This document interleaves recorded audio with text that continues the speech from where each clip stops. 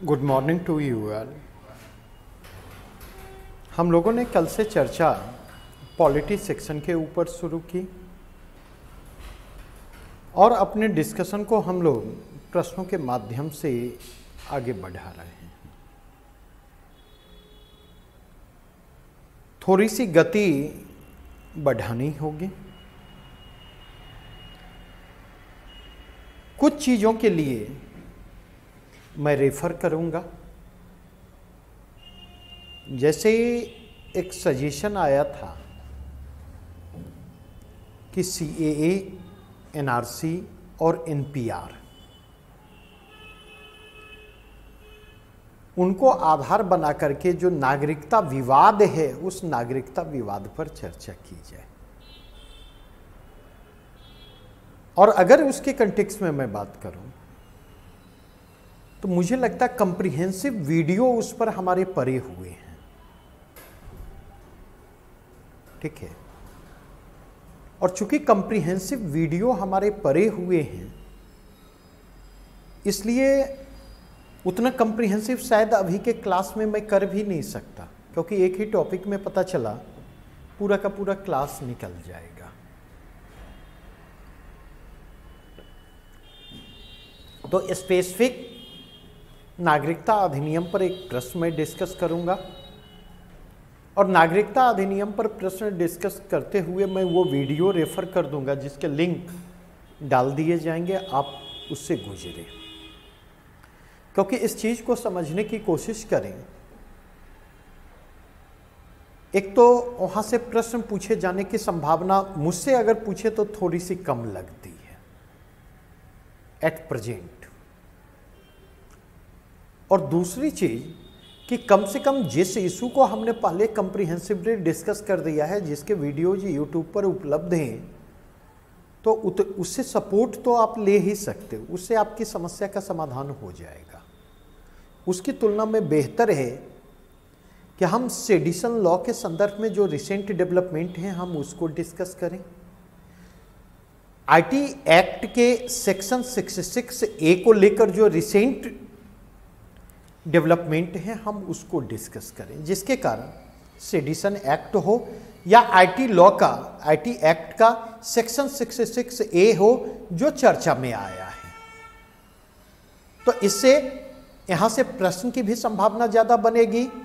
और अगर हम देखें तो इसके जरिए हम करेंट के सेक्शन को भी कवर करते चलेंगे। तो थोड़ा सा यहां पर आपके सहयोग की हमें जरूरत होगी। प्रश्न लिखें। नेक्स्ट प्रश्न, एक धर्मनिरपेक्ष राज्य के रूप में, एक धर्मनिरपेक्ष राज्य के रूप में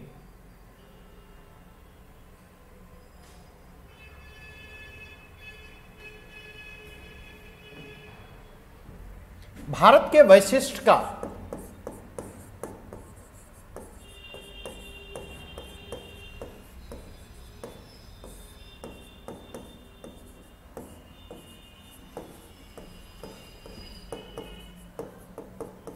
भारत के वैशिष्ट का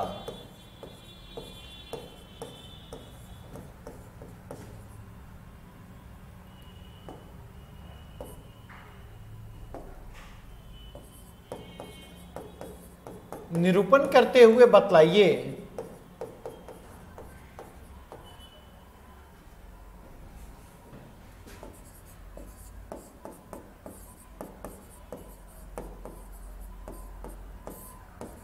कि वर्तमान में एक धर्मनिरपेक्ष राज्य के रूप में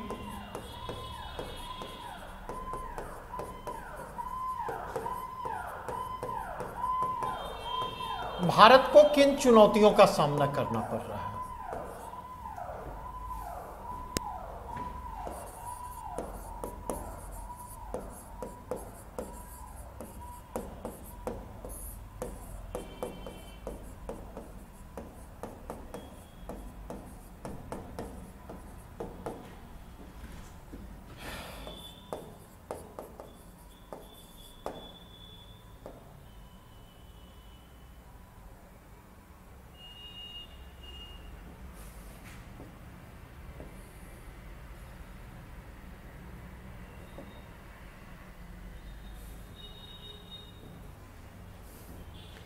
indicating the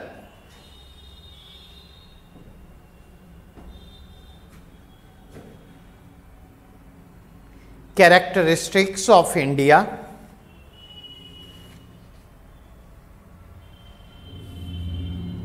indicating the characteristics of India as a secular nation.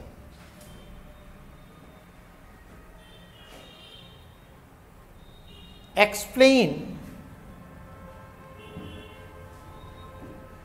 what type of challenges, explain what type of challenges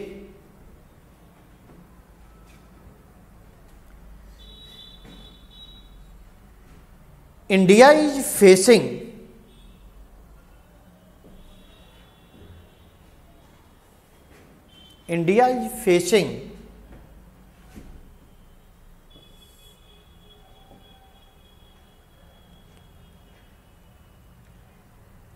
recently in this context.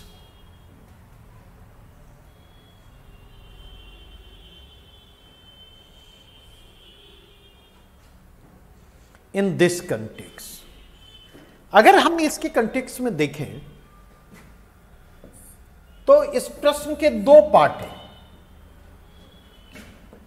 प्रश्न का पहला part, India as a secular nation,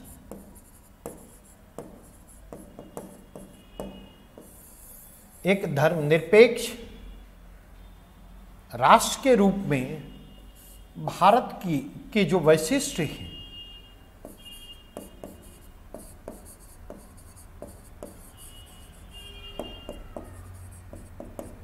इसको रेखांकित करना है।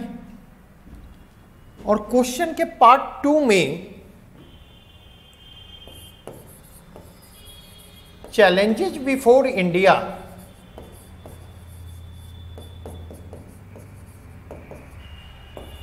As a secular nation,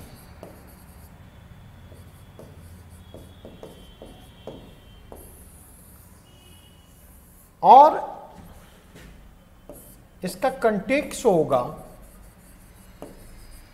current context. ये प्रश्न के दोनों पार्ट हैं और प्रश्न के दोनों पार्ट को हमें रेस्पॉन्ड करना है। अगर India as a secular nation की बात करूं तो मैं यह कहना चाहूंगा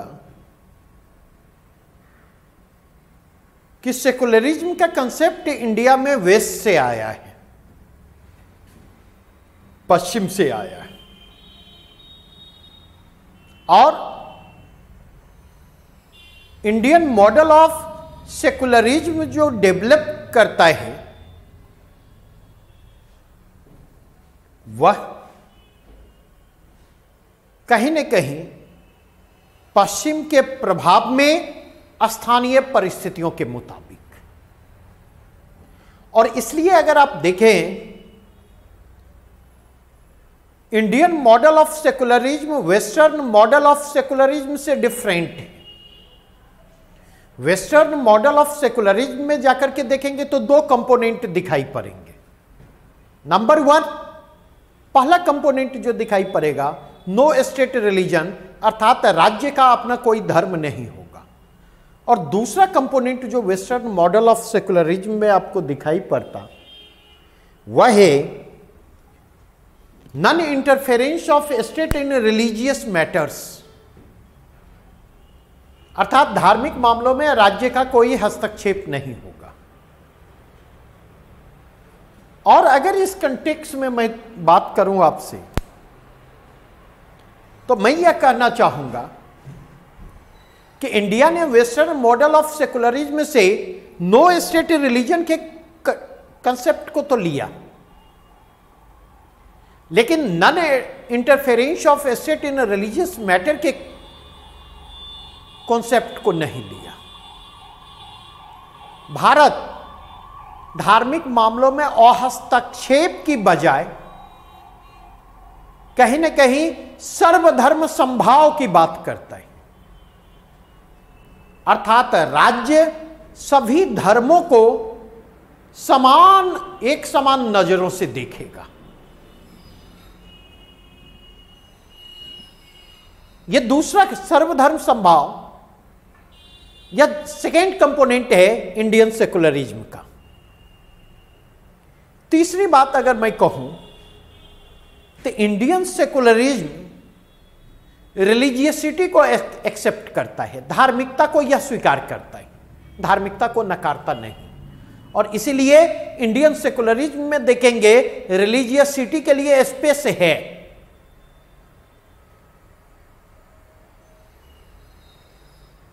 और अगर इस पॉइंट ऑफ व्यू से देखें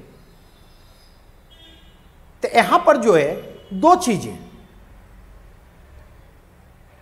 फ्रीडम ऑफ रिलीजन की बात की गई है और कॉन्स्टिट्यूशनली फ्रीडम ऑफ रिलीजन को इंश्योर किया गया है।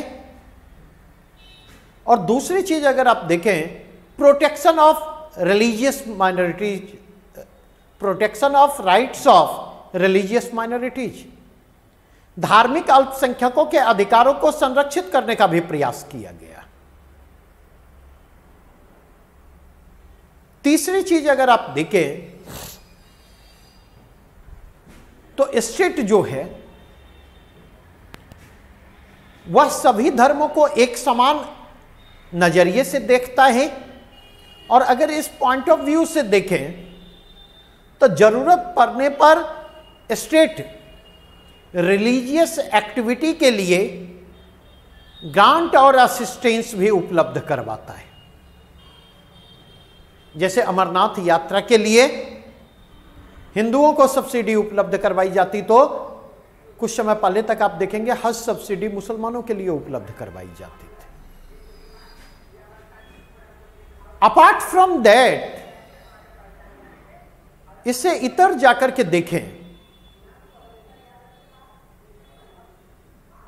तो इंडियन सेकुलरिज्म के मॉडल में इंटरफेरेंस ऑफ स्टेट की बात की गई है। और इंटरफेरेंस ऑफ स्टेट के दो स्पेसिफिक कंटेक्स्ट हैं, पब्लिक हेल्थ और पब्लिक ऑर्डर।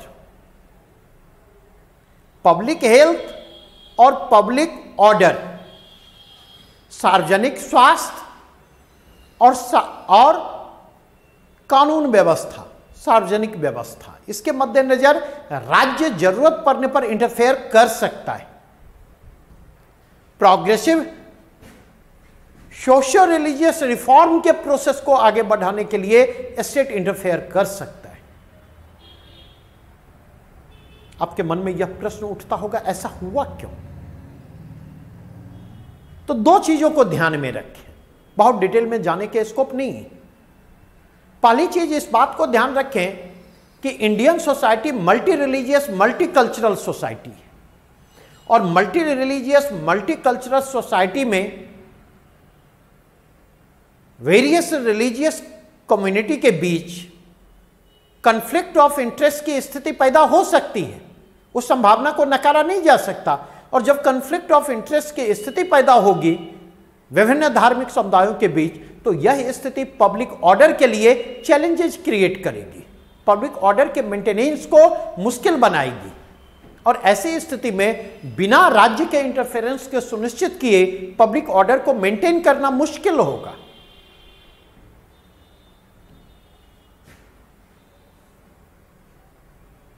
दूसरा कंटेक्स्ट अगर देखें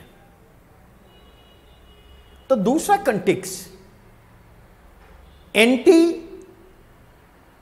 कॉलोनियल यूनाइटेड फ्रंट का निर्माण तब तक संभव नहीं था जब तक कि हर रिलीजियस कम्युनिटी की जो रिलीजियस कल्चरल आइडेंटिटी थी उसको प्रोटेक्ट और प्रिजर्व करने का प्रयास नहीं किया जाता। विभिन्न धार्मिक समुदायों की धार्मिक सांस्कृतिक पहचान को संरक्षित और संवर्धित करने की कोशिश नहीं की जाती।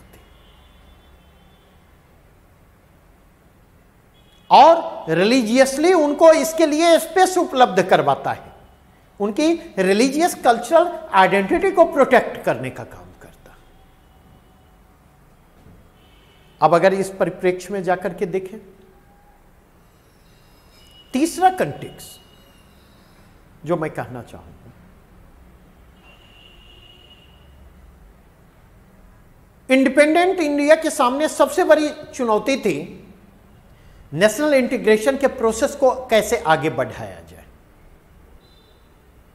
और कम्युनलिज्म, पार्टीशन, और पार्टीशन के ट्रेजेडी के बैकग्राउंड में अगर आप देखें तो भारत के सामने सबसे बड़ी चुनौती थी कि कैसे मेजॉरिटी के कम्युनलिज्म को चेक किया जाए, बहुसंख्यक सांप्रदायिकता पर अंकुश लगाया जाए, और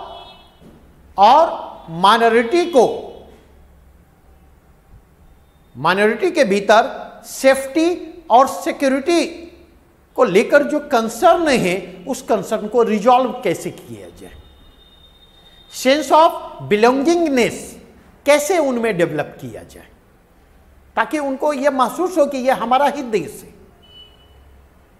और बिना उनके रिलीजियस और कल्चरल आइडेंटिटी को एक्सेप्ट किए, प्रोटेक्ट किए, प्रिजर्व किए, प्रमोट किए, ऐसा कर पाना संभव नहीं था। तो एक तो context India as a secular nation, इसके कैरेक्टरिस्टिक्स पर जो इमर्ज करते हैं उनमें इन बिंदुओं की चर्चा करें, और उसमें हम कहें कि थोड़ा सा थ्योरी और प्रैक्टिसेस के बीच थोड़े से गैप हैं, गैप नहीं है ऐसी बात नहीं है, लेकिन इस गैप के बावजूद as a secular nation India के क्रेडेंशियल को डिनाई नहीं किया जा सकता, रिजेक्ट नहीं किया जा सकता। प्रश्न का सेकेंड पार्ट है,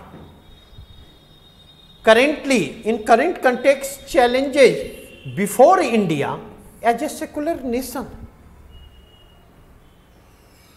ये चैलेंजेज भारत के सामने जो है वह किस कंटेक्स्ट का है? यह चैलेंजेज है रेडिकलाइजेशन ऑफ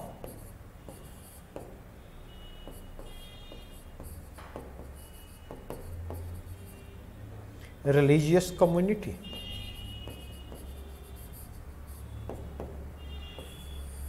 हाल के वर्षों में अगर आप देखें तो रेडिकलाइजेशन की इस प्रक्रिया को, विभिन्न धार्मिक समूहों के रेडिकलाइजेशन की इस प्रक्रिया को तेज होते देखा जा सकता। दूसरा बड़ा चैलेंज जो करेंटली इंडिया के सामने इमर्ज कर रहा है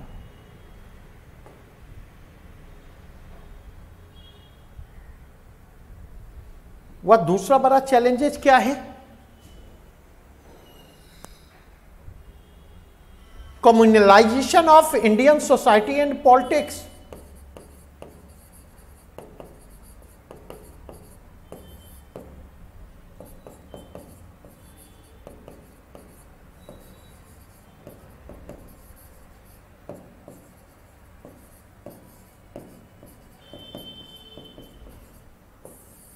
एक और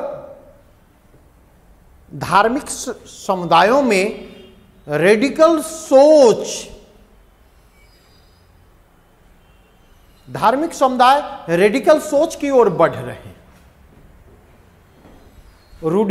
धार्मिक रूढ़िवाद और धार्मिक कट्टरता के प्रति उनका रुझान बढ़ रहा है।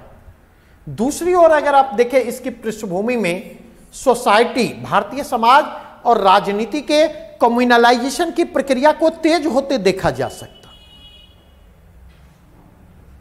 तीसरा कंटेक्स्ट जो यहां पर इमर्ज करता हुआ आता, वह तीसरा कंटेक्स्ट इमर्ज करता हुआ आता वह क्या है? वह है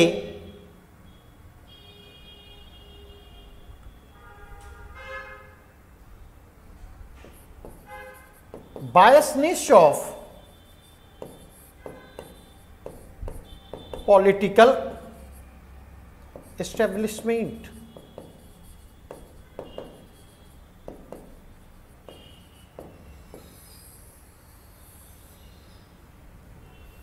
जो राजनीतिक संस्थाएं हैं, जो राजनीतिक तंत्र हैं, उन राजनीतिक तंत्रों में भी आपको रिलीजियस कम्युनल बायसनेस, धार्मिक सांप्रदायिक पूर्वाग्रह मौजूद दिखाई पड़ेगा।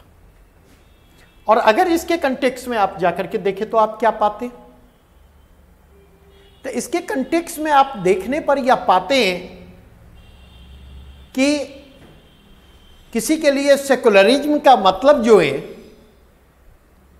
किसी के लिए सेकुलरिज्म का मतलब जो है अपीजमेंट ऑफ मुस्लिम्स है, और किसी के लिए आइडिया ऑफ इंडिया जो है, आइडिया ऑफ नेशन जो है, आइडिया ऑफ हिंदू नेशन है, आइडिया ऑफ हिंदू इंडिया है। तो कहीं ना कहीं, और इसके कारण अगर देखें पॉलिटिकल एस्टैब्लिशमेंट के इस बायसनेस के कारण स्टेट के नेचर और बिहेवियर में भी आपको स्टेट के nature and behaviour of state, state का नेचर और बिहेवियर भी जो है वह चेंज होता दिखाई पड़ता।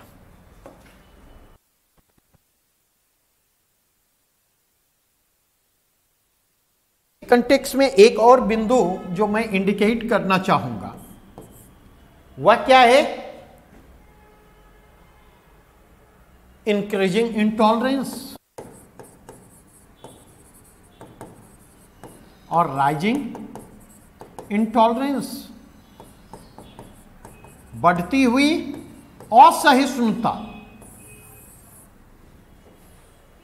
नहीं, आप देखें काउ स्लॉटरिंग को लेकर के जो विवाद उभर करके सामने आ रहा, मॉब लिंचिंग की जो घटनाएं उभर करके सामने आ रही, लव जिहाद के जो मसले उभर करके आ रहे, कन्वर्जन के जो इशूज, मतलब आप देखेंगे कि कहीं ना कहीं जानबूझकर ऐसे कंटेंशियस इशू को उठाया जा रहा है, ऐसे विवादित मसलों को पॉलिटिकल एस्टैब्लिशमेंट के द्वारा उठाया जा रहा है, जो कहीं ना कहीं रिलीजियस कम्युनिटी के बीच रिफ्ट को ब्रीच करने की बजाय, रिलीजियस कम्युनिटी के बीच के रिफ्ट को, धार्मिक समुदायों के बीच जो अंतराल है उस अंतराल को गहराने का काम करते, उनके मतभेद जो हैं उन मतभेदों को गहराने का काम करते, जिसके कारण अगर आप देखें सोशियो रिलीजियस हार्मोनी एडवर्सली प्रभावित हो रही है।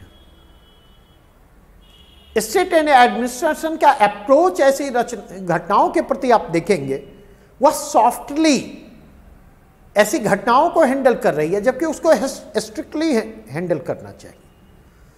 आप अगर देखें स्टेट के द्वारा जिस तरह से कंटेंशियस इशू को उठाया जा रहा, चाहे कन्वर्जन लॉ को लेकर के मसला हो, चाहे सीए, एनआरसी, एनपीआर को लेकर के मसले हो, चाहे तुरंत ट्रिपल तलाक को लेकर के जो मसले हो, चाहे अगर आप जाकर के देखें तो आप पाएंगे हाजी अली दरगाह, सबरीमाला और शनि सिग्नापुर मंदिर, इन पर स्टेट के अप्रोचेज को देखें, कंसिस्टेंसी का अभाव दिखाई पड़ेगा। जो पॉलिटिकल एस्टेब्लिशमेंट हाजी अली दरगाह के फैसले के समर्थन में है, वही सबरीमाला मंदिर में महिलाओं के प्रवेश से संबंधित अदालत के जो निर्णय है वह उसके अगेंस्ट है, और वह उसके अगेंस्ट जो है सड़कों पर प्रदर्शन कर रहा है। और इस पूरे के पूरे गेम में अगर आप जाकर के देखें तो कहीं ना कहीं मीडिया भी प्रोएक्टिवली रोल प्ले कर रही है इंडियन सोसाइटी और इंडियन पॉलिटिक्स के कम्युनलाइजेशन में, और कहीं ना कहीं ऑनरेबल सुप्रीम कोर्ट इस सिचुएशन को प्रॉपरली रेस्पॉन्ड करते हुए नहीं दिखाई कर रही है। जो प्रॉपर रिस्पॉन्स अदालत की ओर से मिलना चाहिए, कहीं ना कहीं वैसा होता हुआ नहीं दिख रहा। और अगर आप देखें यह वह बैकग्राउंड में है, यह वह बैकग्राउंड है जिस बैकग्राउंड में इंडियन स्टेट के सेकुलर नेचर और कैरेक्टर को लेकर के हाल के वर्षों में लगातार प्रश्न उठे हैं और भारत की सेकुलर नेशन के रूप में छवि जो है वह कहीं न कहीं धूमिल होती दिखाई पड़ रही। तो ये कंटेक्स्ट थे जिस कंटेक्स्ट में इस प्रश्न को हमें रिस्पॉन्ड करना था। अब अगर यहां से मूव करें,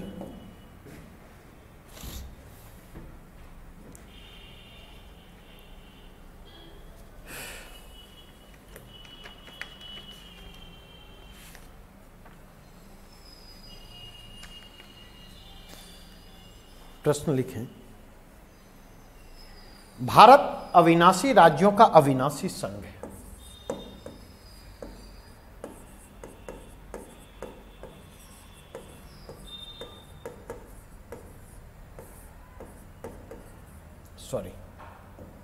भारत विनाशी राज्यों का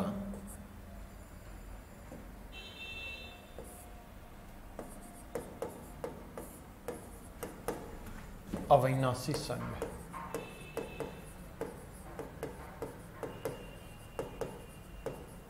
और यह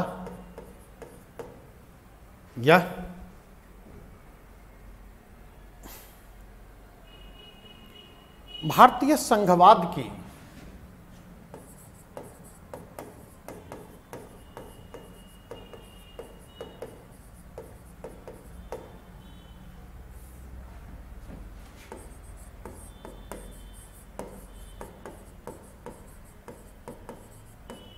मूल समस्या। अब तक के अनुभवों और हालिया विवादों के आलोक में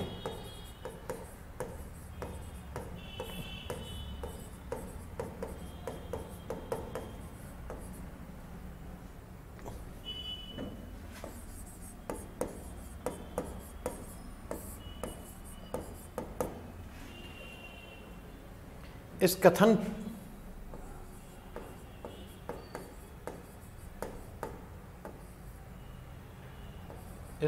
पर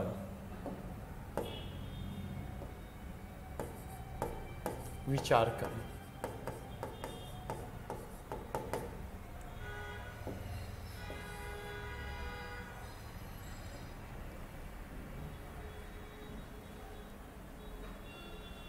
India is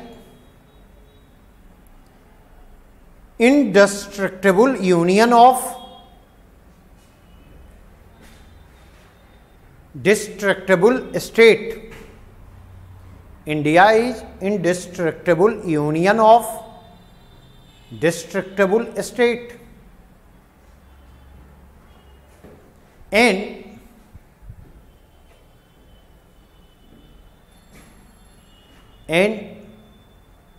this is the real problem. This is the real problem, या this is the basic problem in Indian federalism.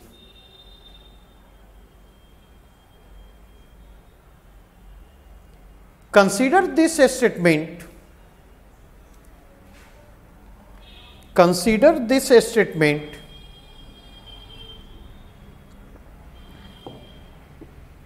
in the context of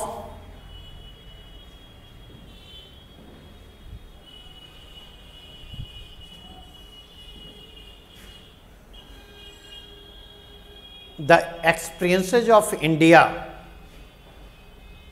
regarding this till now, as well as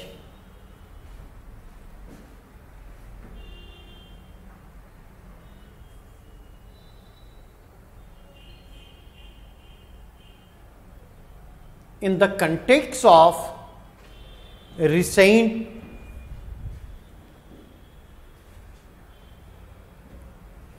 disputes.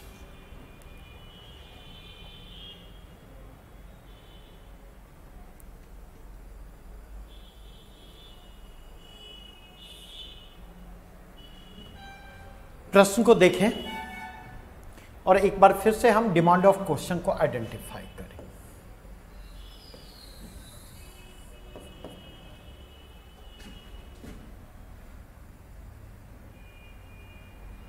प्रश्न है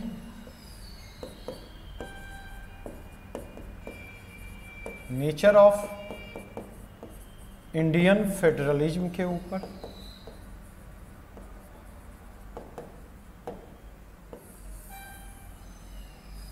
और क्या कहा जा रहा कि यह क्या है, तो विनाशी राज्यों का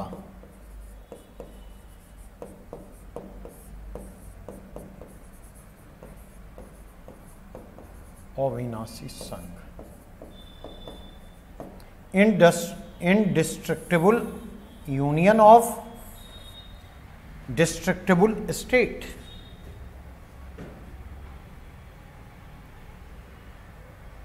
और इस स्टेटमेंट में देखें तो इसे भारतीय संघवाद की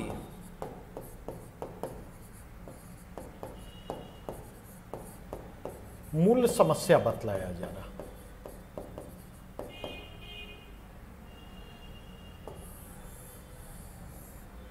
विचार हमें करना है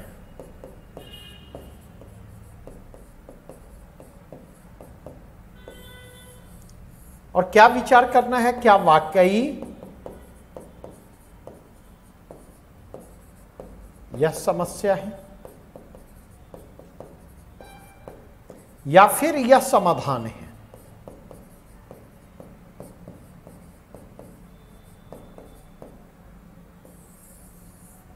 क्या वाकई यह समस्या है या फिर समाधान है। और दूसरा, ऐसा क्यों? क्योंकि जब तक ऐसा क्यों नहीं डिस्कस करेंगे तब तक आप इसको रिस्पॉन्ड करने की स्थिति में नहीं। और यह सब किसके कंटेक्स्ट में करना है, तो अब तक के जो अनुभव हैं, अब तक के अनुभव और हालिया विवाद के आलोक में।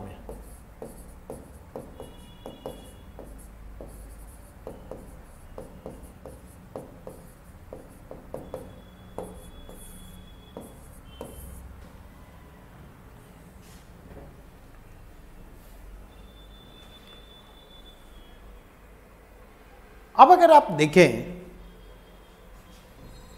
डिमांड ऑफ क्वेश्चन आपके सामने है।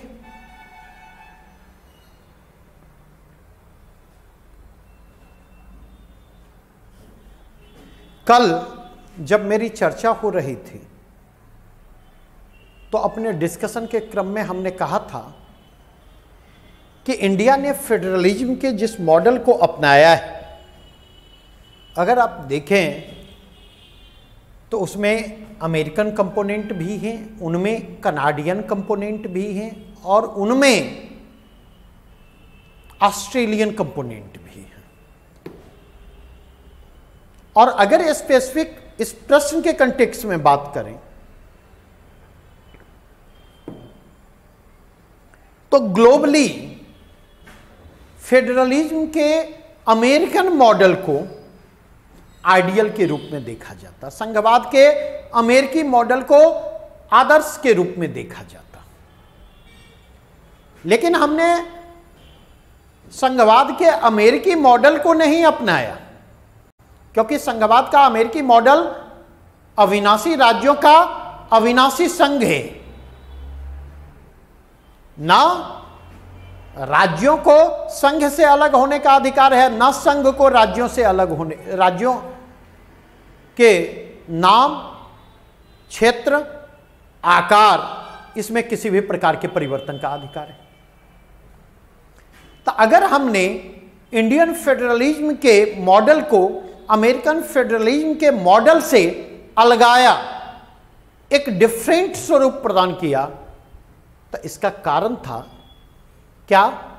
तो at the time of independence, आजादी के समय भारत के सामने जो चुनौतियां मौजूद थी, चुनौतियां क्या थी? तो भारत के सामने जो सबसे बड़ी चुनौती थी कि नेशनल इंटीग्रेशन के प्रोसेस को कैसे आगे बढ़ाया जाए, राष्ट्रीय एकीकरण की प्रक्रिया को कैसे आगे बढ़ाया जाए, क्योंकि राष्ट्रीय एकीकरण की प्रक्रिया आरंभिक चरण में थी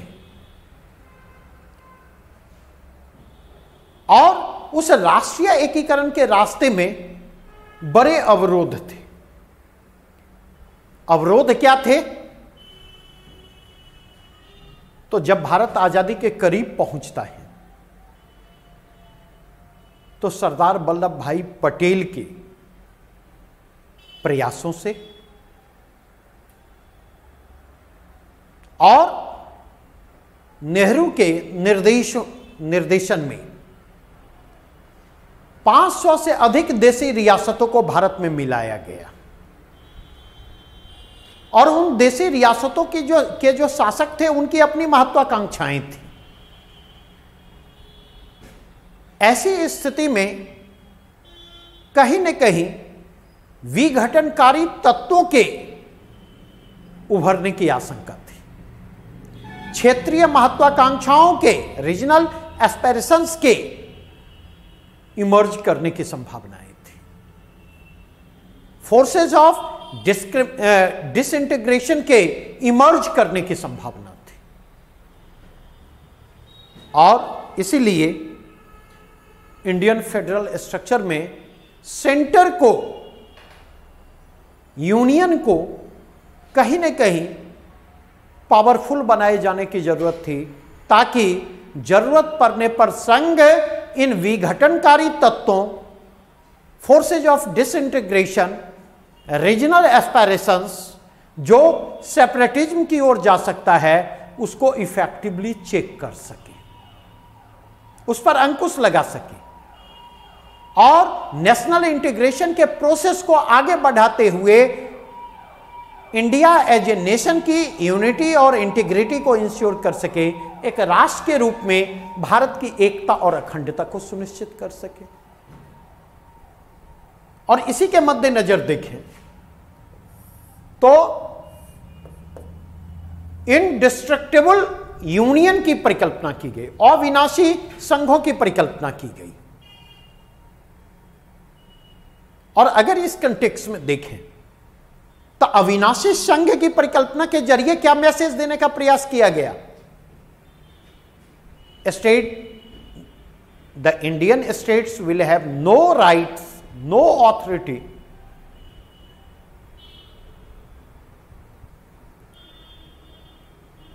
भारतीय राज्यों के पास भारत से अलग होने की अधिकारिता नहीं होगी।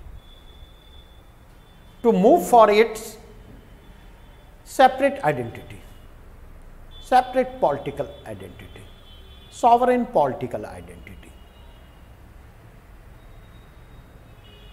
कहेंगे विनाशी राज्यों के जरिए क्या मैसेज दिया गया? यहां पर देखेंगे यूनियन शब्द का प्रयोग किया गया, यूनियन एंड नॉट फेडरेशन।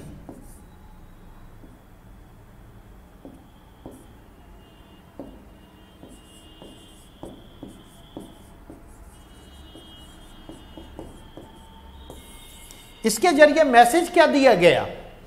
या मैसेज दिया गया कि Indian state, Indian union, United nation of, United states of America की तरह राज्यों के बीच समझौते का परिणाम नहीं है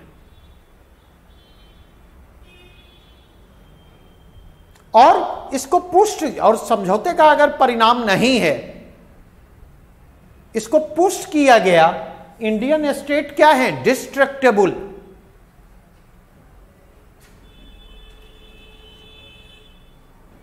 क्योंकि इंडियन स्टेट को डिस्ट्रक्टेबल बना करके आप अगर देखें तो क्या कोशिश की गई? तो इंडियन स्टेट को डिस्ट्रक्टेबल बना करके नेशनल इंटीग्रेशन के प्रोसेस में जो एक मेजर कंस्ट्रेंट थे उनको दूर करने का प्रयास किया गया।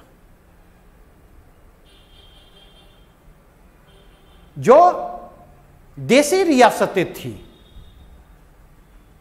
उनकी जो सेपरेट आइडेंटिटी थी, उस सेपरेट आइडेंटिटी को डाइल्यूट करने की कोशिश की गई, उस सेपरेट आइडेंटिटी के डिसोल्यूशन की संभावना को बरकरार रखा गया।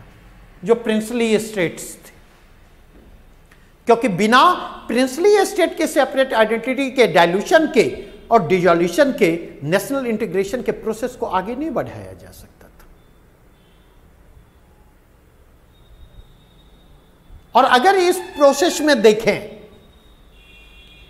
इस प्रोसेस में अगर आप देखें तो स्टेट फॉर्मेशन के प्रोसेस को भारत में देखेंगे तो आप यह पाएंगे स्टेट फॉर्मेशन का प्रोसेस जो है वह फेडरल स्पिरिट के को फॉलो नहीं करता है, संघवाद की भावनाओं को फॉलो नहीं करता है।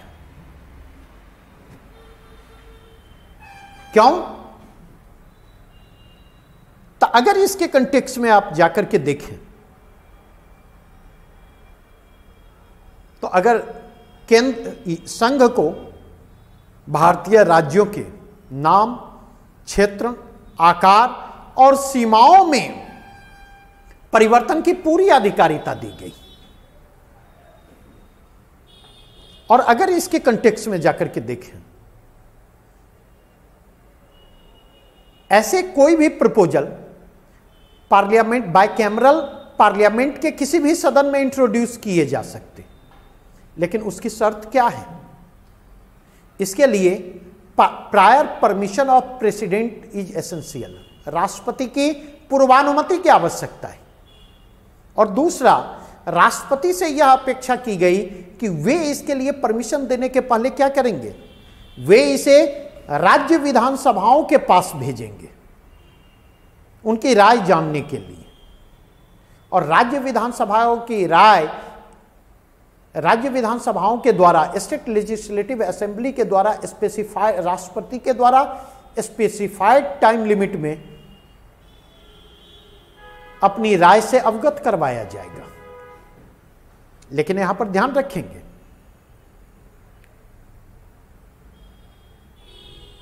स्टेट लेजिस्लेटिव असेंबली की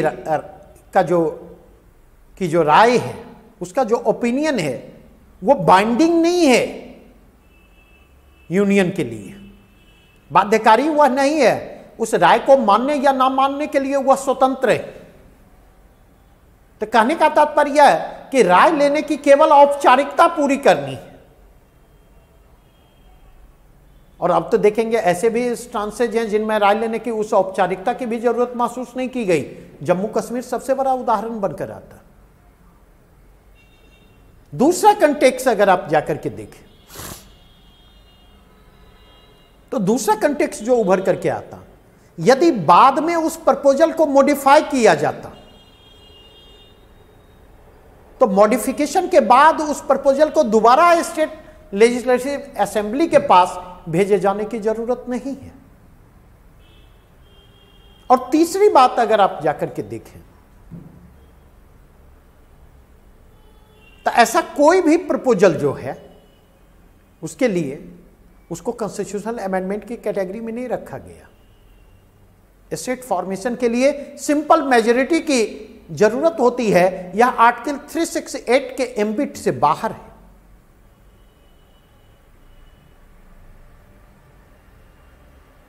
तो अगर आप इस कंटेक्स्ट में देखें, इसलिए हमने कहा कि कहीं ना कहीं यह स्टेट फॉर्मेशन का process, constitutional process federal spirit को फॉलो नहीं करता है। वह कहीं ना कहीं उस फेडरल स्पिरिट के अगेंस्ट जाता है। और इतने सब प्रावधान किए गए किस चीज के लिए? उस समस्या के समाधान के लिए जिस समस्या का सामना Indian union at the time of independence कर रहा था, आजादी के समय कर रहा था। अब अगर देखें, क्या इसे भारतीय संघवाद की मूल समस्या माना जा सकता है?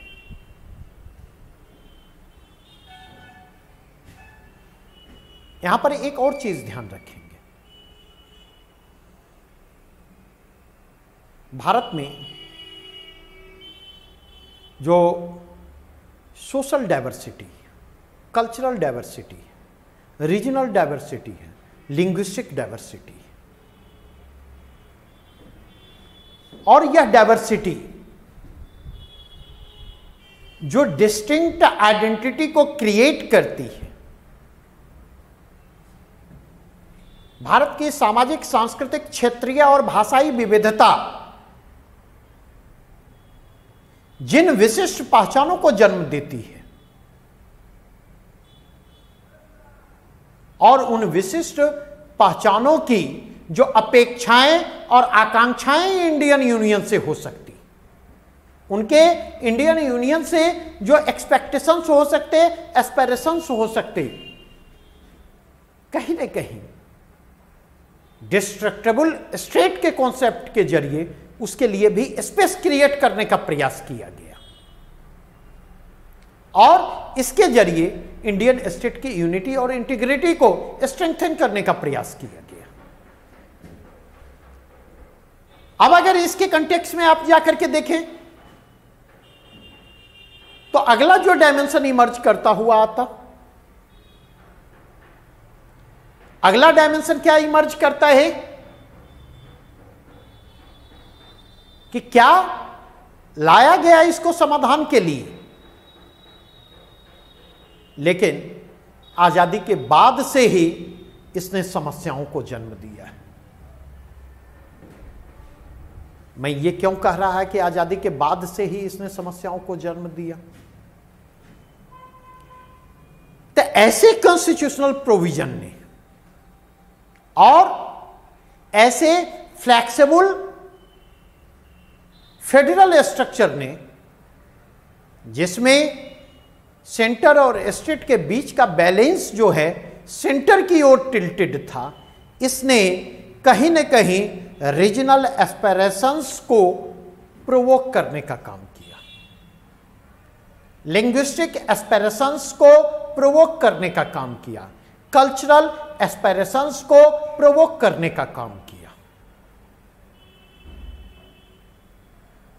और उस रीजनल एस्पिरेशंस को आधार बनाकर, उस कल्चरल एस्पिरेशंस को आधार बनाकर, उस लिंग्विस्टिक एस्पिरेशंस को आधार बनाकर, उस सांस्कृतिक आकांक्षा को आधार बनाकर, भाषाई आकांक्षा को आधार बनाकर, उस क्षेत्रीय आकांक्षा को आधार बनाकर जो राजनीति शुरू हुई, उस राजनीति ने कहीं न कहीं स्टेट फॉर्मेशन से जो रिलेटेड प्रोविजन थे, उस प्रोविजन को जो है उसके मिसयूज की संभावनाओं को बल प्रदान किया, अपने पॉलिटिकल एस्पिरेशंस के लिए उसका इस्तेमाल करने का प्रयास किया। और इसलिए अगर आप देखें तो हमेशा से भारत के विभिन्न हिस्सों में जो दबी हुई आकांक्षाएं हैं,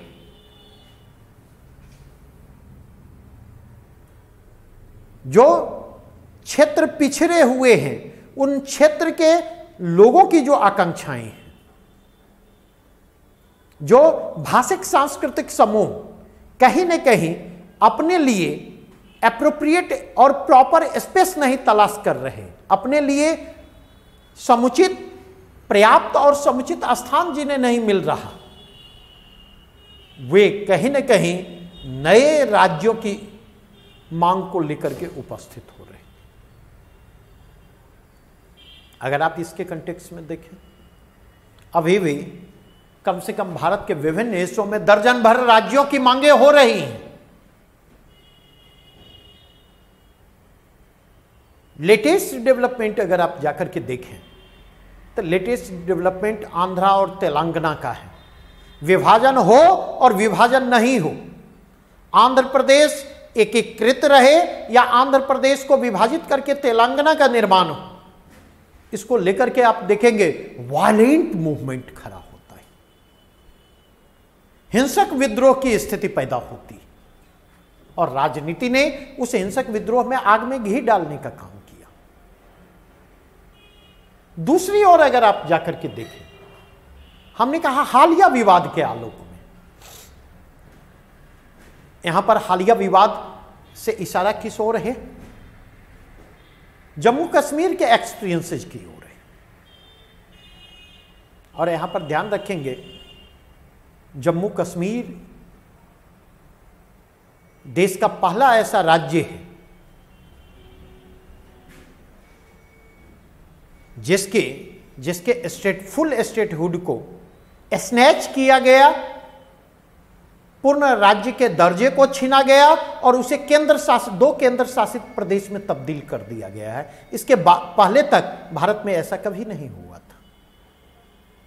और दूसरी बात जो मैं कहना चाहूंगा कि जम्मू कश्मीर के रीऑर्गेनाइजेशन के क्रम में जो कॉन्स्टिट्यूशनल प्रोसेस हैं, कहीं ना कहीं उस कॉन्स्टिट्यूशनल प्रोसेस को भी ओवरलुक करने की बात सामने आती है। यह मसला सब जुडिस है, अदालत में विचाराधीन है और इसलिए इस मसले पर किसी भी निष्कर्षात्मक टिप्पणी से परहेज किया जाना चाहिए।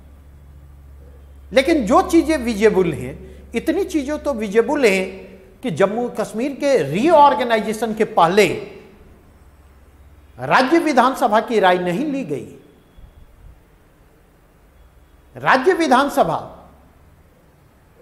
अगर देखें तो उस समय राज्य विधानसभा जो है एग्जिस्ट नहीं कर रही थी, उसे भंग कर दिया गया था। दूसरी बात, इस बात को ध्यान में रखने की जरूरत है कि जम्मू कश्मीर में बाइकैमरल लेजिस्लेशन है, द्विसदनीय विधानमंडल था। और ऐसी स्थिति में अगर राज्य विधानसभा अस्तित्व में नहीं है तो उस स्थिति में राज्य विधान परिषद की से राय ली जा सकती थी, क्योंकि बाइकैमरल लेजिस्लेशन में कई बार जब लोअर हाउस एग्जिस्ट नहीं कर रहे होते तो लोअर हाउस की भी रिस्पॉन्सिबिलिटी अपर हाउस को सौंपी जाती। जम्मू कश्मीर के विधान परिषद की भी राय नहीं ली गई। रही बात गवर्नर की, तो गवर्नर के कंटेक्स्ट में दो बातें कहना चाहूंगा। गवर्नर कॉन्स्टिट्यूशनल हेड हैं स्टेट के, लेकिन गवर्नर स्टेट के पीपुल जो हैं, राज्य के जो लोग हैं, उनके ओपिनियन को रिप्रेजेंट नहीं करते। राज्य के लोगों की राय का प्रतिनिधित्व गवर्नर नहीं करते। राज्य के लोगों की राय का प्रतिनिधित्व विधानमंडल करता है। गवर्नर सेंटर को रिप्रेजेंट करते, यूनियन को रिप्रेजेंट करते, और इसलिए गवर्नर की राय लेने की बात भी फेडरल स्पिरिट के अगेंस्ट जाता है। और इसके कंटेक्स्ट में जो लास्ट बात कहूं कि करीब करीब यह जो डेवलपमेंट हुआ, उस डेवलपमेंट के करीब करीब 40-42 घंटे पहले बाजाप्ता प्रेस कॉन्फ्रेंस करके जम्मू कश्मीर के गवर्नर ने जम्मू कश्मीर के रीऑर्गेनाइजेशन की संभावनाओं को खारिज किया और उन्होंने यह स्पष्ट किया कि उनके पास ऐसा कोई प्रपोजल नहीं आया। तो अगर इस कंटेक्स्ट में देखें तो ये वे कंटेक्स्ट, इसलिए आप इस प्रश्न को रिस्पॉन्ड करते हुए जो है आप इस कंक्लूजन से एग्री करने की संभावना कम है कि यही भारतीय संघवाद की मूल समस्या है। यह देखने का नजरिया है, जो इसे इन प्रावधानों को सॉल्यूशन के रूप में देखता है या प्रॉब्लम के रूप में देखता। कई बार ये प्रॉब्लम के रूप में आते और कई बार ये प्रॉब्लम के सॉल्यूशन के रूप में आते। तो ये वे कंटेक्स्ट थे जिस कंटेक्स्ट में इस प्रश्न को रिस्पॉन्ड करने की जरूरत थी।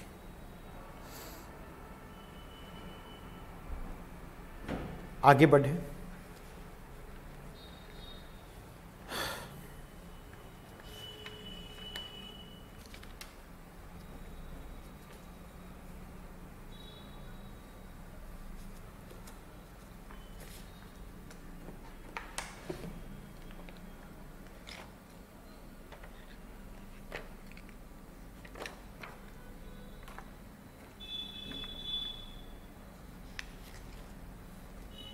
प्रश्न लिखेंगे।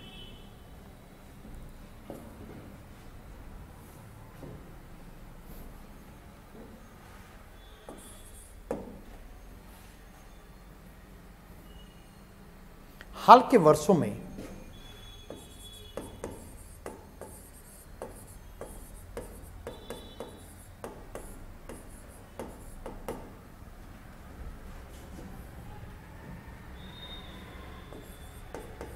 भारत में नागरिकता के प्रश्न ने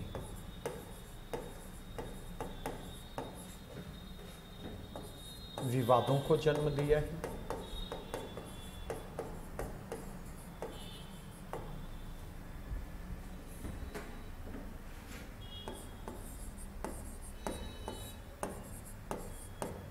और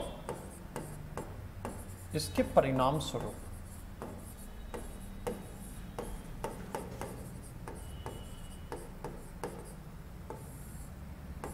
भारतीय समाज एवं राजनीति के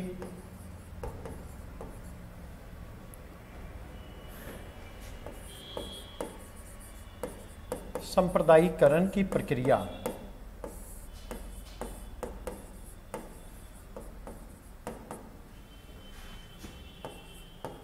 तेज हुई।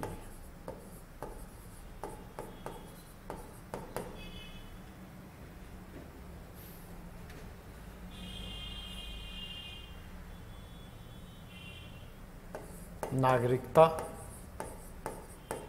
संशोधन अधिनियम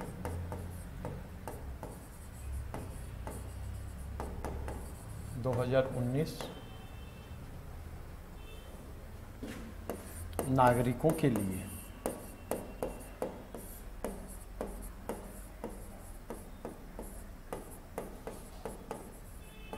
राष्ट्रीय रजिस्टर NRC और राष्ट्रीय जनसंख्या register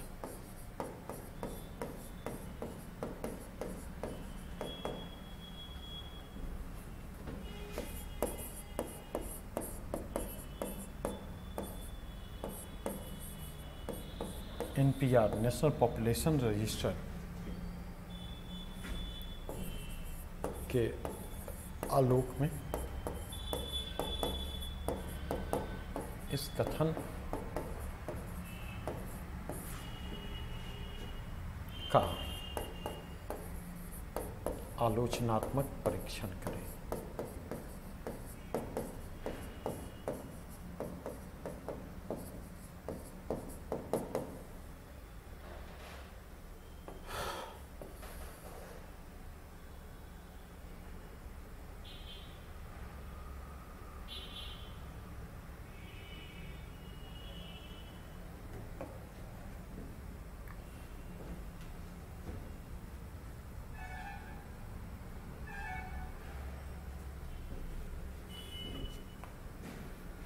In the recent years, in the recent years,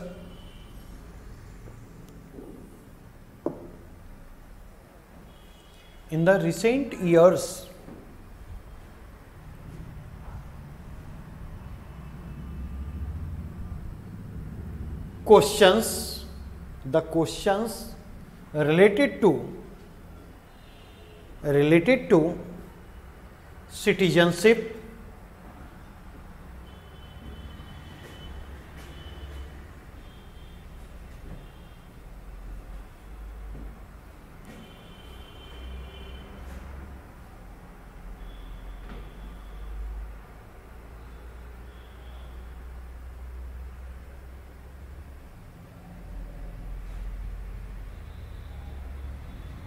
has created tensions in India,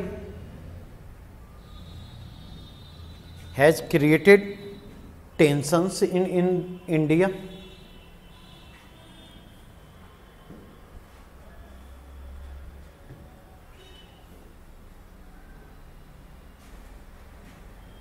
and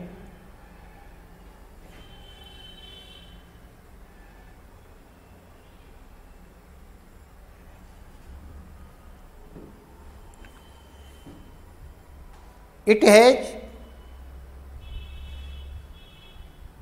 accelerated the process of communalization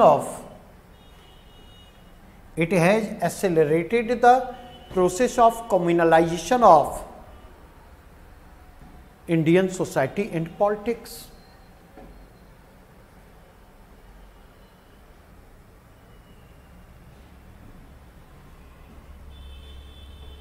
Critically examine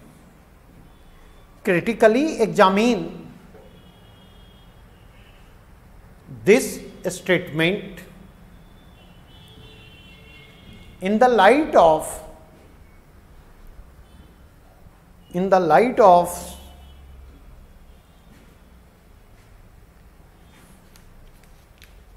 Citizenship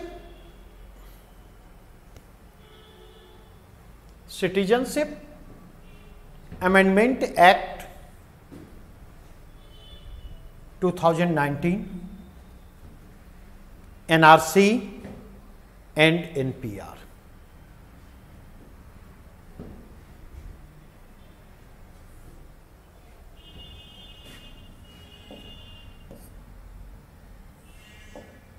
अगर हम इसके कंटेक्स्ट में देखें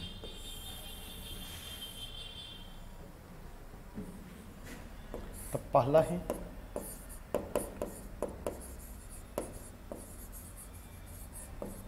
citizenship debate,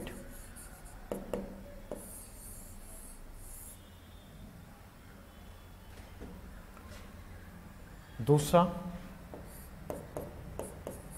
how it is leading towards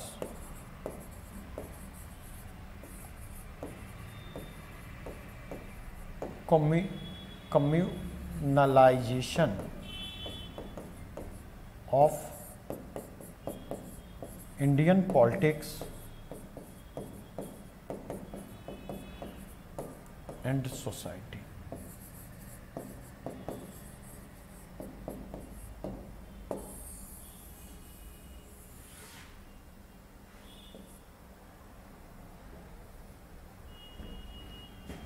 और इसी के perspective में हम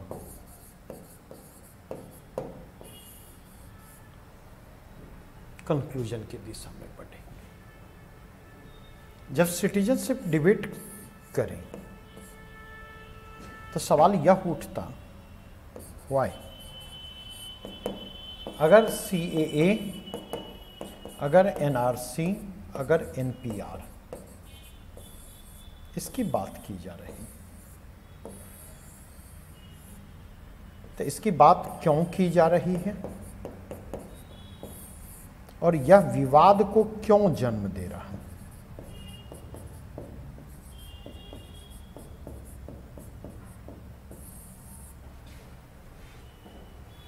बेसिकली अब मैं इस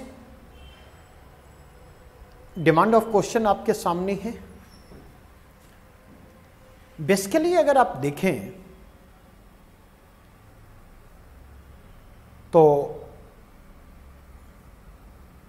नॉर्थ ईस्टर्न इंडिया में भारत कहीं ना कहीं कॉम्प्लेक्स चैलेंजेस को फेस कर रहा है। उत्तर पूर्व में भारत जटिल चुनौतियों का सामना कर रहा है और उन जटिल चुनौतियों के मूल में क्या है, यहां पर ध्यान रखेंगे। ये जो मैं चर्चा कर रहा 2 से 3 लाइन में आपको निपटाना है, इससे आगे नहीं बढ़ना, क्योंकि ये जो हैं, अगर मैं कहूं ये रिस्पॉन्सिंग टू दोज complex challenges.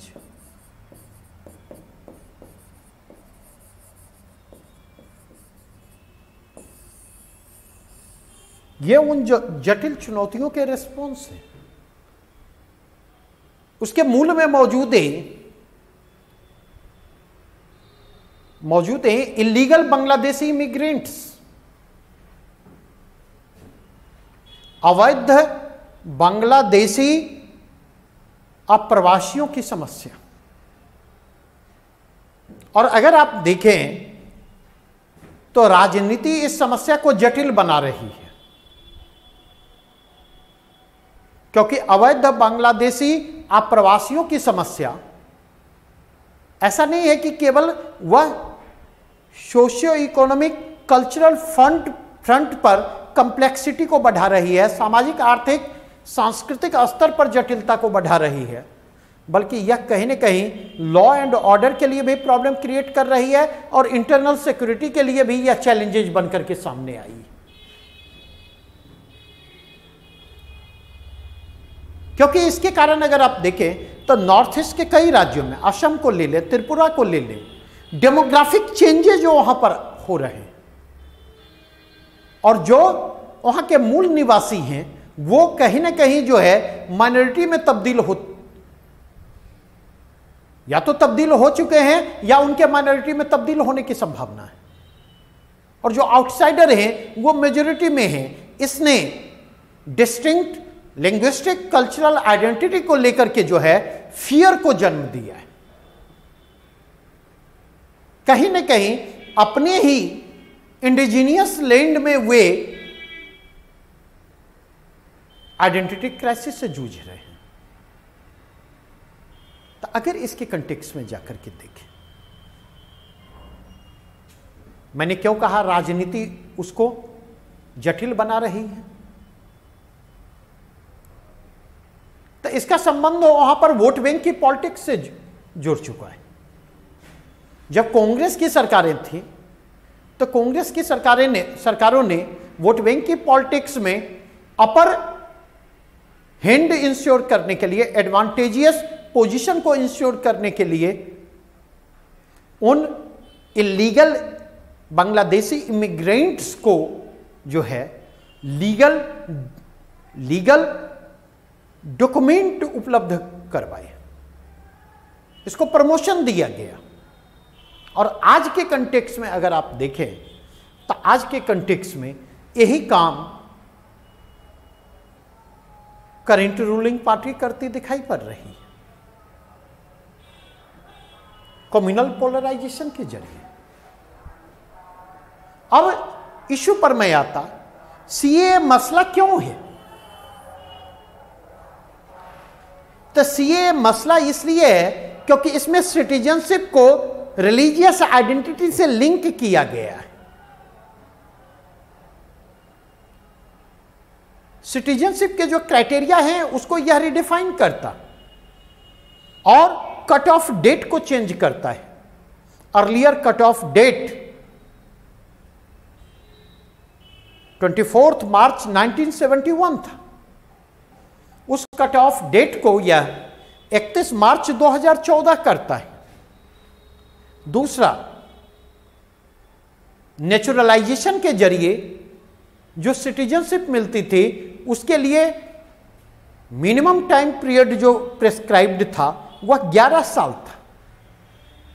और citizenship amendment act, foreign act 1946 में अमेंडमेंट के जरिए और पासपोर्ट एक्ट 1920 में अमेंडमेंट के जरिए उसके प्रोविजन को डाइल्यूट करता है और कुछ स्पेसिफिक कंटेक्स्ट में नेचुरलाइजेशन के जरिए सिटीजनशिप के प्रोविजन को उदार बनाता है। 14 साल 11 साल से कम करके उसको 6 साल करता है। और तीसरा कि यह सुविधा सिटीजनशिप रिलेटेड प्रोविजन को जो उदार बनाया गया है, मॉडरेट बनाया गया है, उसका लाभ केवल अफगानिस्तान, पाकिस्तान और बांग्लादेश के नॉन मुस्लिम माइनॉरिटी को मिलेगा।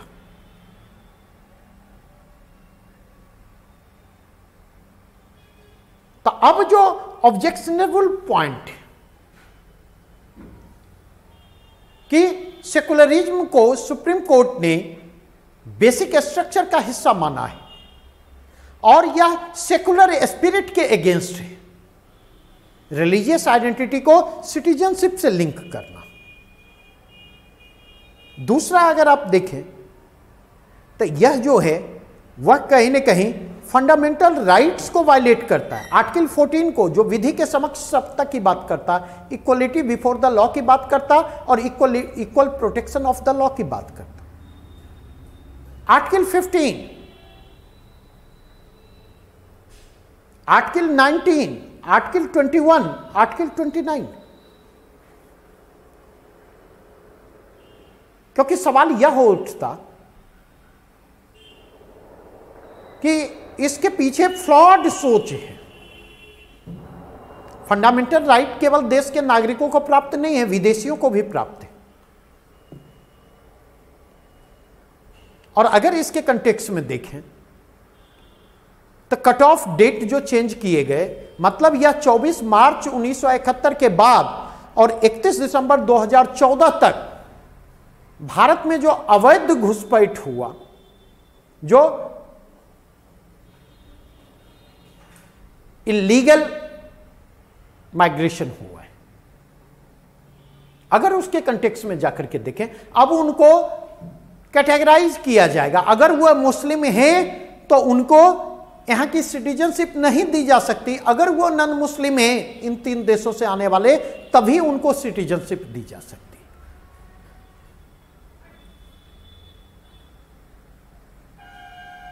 और अगर इस पॉइंट ऑफ व्यू में देखें तो इंडिजीनियस कम्युनिटी के जिस कंसर्न को रिजॉल्व करने के लिए इस दिशा में पहल की गई, यह उनके कंसर्न को रिजॉल्व नहीं करता, बल्कि यह उनके कंसर्न को और ज्यादा बढ़ाता है।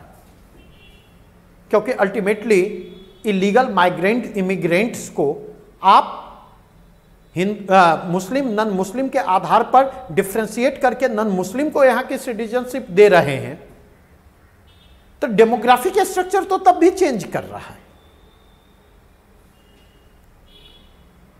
और अगर इसके कंटेक्स्ट में देखें तो सीए के बाद एनआरसी की बात है। नेशनल रजिस्टर फॉर सिटीजनशिप को डेवलप करने की आवश्यकता है। और एनआरसी क्या करता है? एनआरसी हमसे आपसे यह एक्सपेक्ट करता है कि हम वैलिड लीगल डॉक्यूमेंट जो कैटेगराइज किया गया है उनको हम जमा करें और एनआरसी में अपना नाम रजिस्टर करवावें। सवाल यह उठता कि भारत जैसे देश में जहां शिक्षा और जागरूकता का जो स्तर है, जहां पर सिर ढकने के लिए छत नहीं है, वहां पर ये वैलिड लीगल डॉक्यूमेंट कहां से आएंगे? दूसरा प्रश्न यहां पर उठता कि कम से कम असम के एनआरसी के एक्सपीरियंसेस को तो ध्यान में रखा जाता। और असम के एनआरसी का एक्सपीरियंस क्या है? एनआरसी का फाइनल लिस्ट जो आया है उसमें 19 लाख लोग बाहर रह गए। और 19 लाख लोग में देखेंगे, 19 लाख लोगों में जाकर के देखें तो करीब करीब 14 लाख लोग जो हैं वो हिंदू हैं, 5 लाख मुसलमान हैं। तीसरा प्रश्न जो यहां पर उभर करके सामने आता कि जिस तरीके से असम में एनआरसी की प्रक्रिया चली, जिस आर्बिट्ररी मैनर में एनआरसी के प्रोसेस में शामिल ऑफिशियल्स ने बिहेव किया है मनमाने तरीके से, और इस क्रम में जो रिलीजियस कम्युनल बायसनेस वहां पर रिफ्लेक्ट हुआ। और यह बात मैं नहीं कह रहा, ये बातें जो हैं विभिन्न सिविल सोसाइटी से संबद्ध संगठनों के द्वारा भी उठाई गई और यह मसला कोर्ट तक भी पहुंचा है।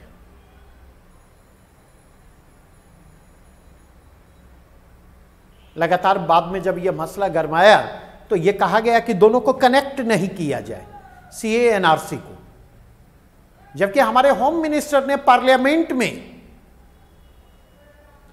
ना केवल सीए और एनआरसी को कनेक्ट किया, बल्कि एनपीआर को, नेशनल पॉपुलेशन रजिस्टर को, इन दोनों को जोड़ने वाली कड़ी बतलाया।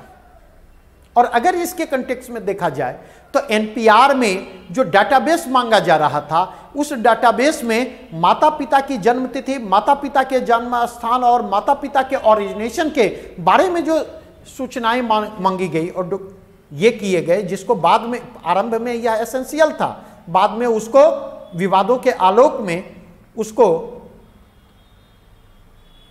ऑप्शनल बना दिया गया। तो अगर इस पूरे के पूरे प्रश्न के कंटेक्स्ट में जाकर के देखें तो कहीं ना कहीं जो है, चाहे सीए का मुद्दा हो, चाहे एनआरसी का मुद्दा हो, चाहे एनपीआर का मुद्दा हो, जो इनको सपोर्ट कर रहे हैं वो भी, जो इनके विरोध में हैं वो भी, कहीं ना कहीं जो जेन्युइन कंसर्न थे, जो रियल इशू थे, जेन्युइन कंसर्न और रियल इशू को ओवरलुक करते हुए अगर आप देखें तो आप क्या पाएंगे? जेन्युइन कंसर्न और रियल इशू को ओवरलुक करते हुए जो है वो कहीं ना कहीं जो है पूरे के पूरे मसले का पॉलिटिसाइजेशन हुआ, कम्युनलाइजेशन हुआ। और आज के कंटेक्स्ट में जाकर के देखें, यह इंडियन पॉलिटिक्स और इंडियन सोसाइटी के कम्युनलाइजेशन के एक मसले के रूप में तब्दील हो चुका है।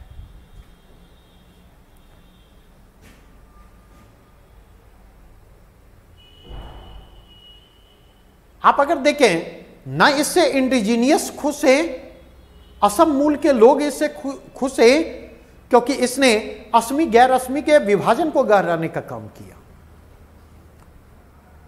इसने बंगालियों को विभाजित किया कम्युनली। इसने बांग्लादेशी इमिग्रेंट्स को कम्युनल लेवल पर बांटने की कोशिश की।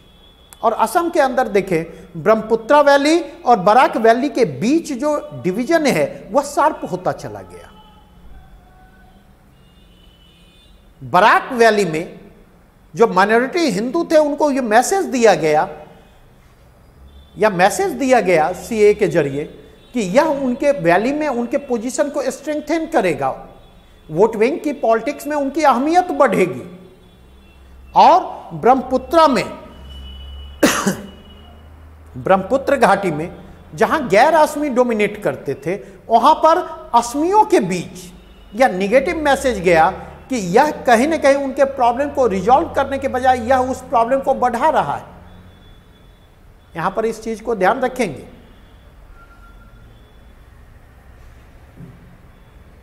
कि यह कट ऑफ डेट जो है असम एग्रीमेंट को भी वायलेट करता है।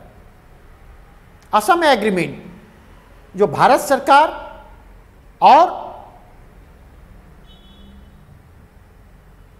वहां असम के मूल निवासी असमी लोगों के बीच संपन्न हुआ था,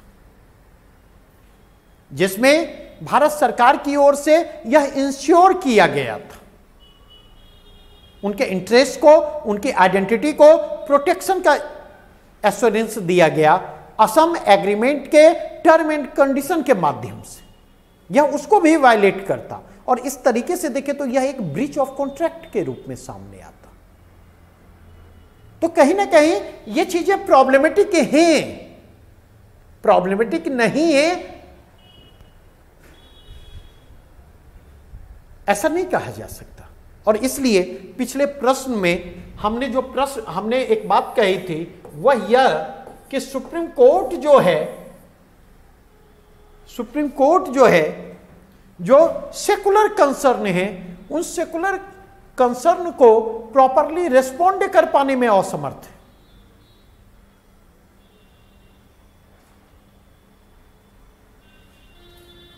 मतलब ऐसे संवेदनशील मसले को जितनी तत्परता से रिस्पॉन्ड किया जाना चाहिए था, उतनी तत्परता से सुप्रीम कोर्ट का रिस्पॉन्स नहीं मिलता है। और यह चिंतनीय है, क्योंकि भारत ने अखिल भारतीय स्तर पर आप देखें, anti CA, anti NRC, anti NPR आंदोलन देखें, इसने पूरे के पूरे भारत के पॉलिटिकल एनवायरनमेंट को टेंस बनाने का काम किया, सोशियो कम्युनल हार्मोनी को इसने चैलेंज किया। तो ये वे कंटेक्स्ट थे जिस कंटेक्स्ट में इस प्रश्न को रिस्पॉन्ड किए जाने की जरूरत थी। तो ये रिजॉल्व किया जाना चाहिए जो कंसर्न है, नहीं किया जाना चाहिए ये बात नहीं। और इस पूरे प्रकरण में एक और बात ध्यान रखेंगे, सरकार के पास इस बात का कोई जवाब नहीं है कि जो एनआरसी के दायरे में नहीं है, जो एनआरसी के दायरे में नहीं है, जो एनआरसी से बाहर रह जाते, उनका क्या किया जाएगा। डिटेंशन कैंप में रखेंगे, कितने दिनों तक रखेंगे, नंबर 1। नंबर 2, डिटेंशन कैंप में रखना, परसेंटेज आप असम के हिसाब से परसेंटेज इसको देख लें, क्या फिनेंशियली फिजिबल होगा। और तीसरा, वापस भेजने को तो विकल्प ही नहीं है भारत के पास, क्योंकि इस पूरे के पूरे विवाद में भारत सरकार ने बांग्लादेश को यह एश्योर करने की कोशिश की कि यह इंडिया का इंटरनल कंसर्न है, इससे बांग्लादेश पर कोई प्रभाव नहीं पड़ने जा रहा, भारत बांग्लादेश का संबंध प्रभावित नहीं होगा, बांग्लादेश को इसको लेकर के चिंतित नहीं होना चाहिए। और अगर बांग्लादेश चिंतित ही ना हो तो अवैध बांग्लादेशी घुसपैठियों का होगा क्या। यह लार्जर कंसर्न है जिस लार्जर कंसर्न को ध्यान में रखा जाना चाहिए।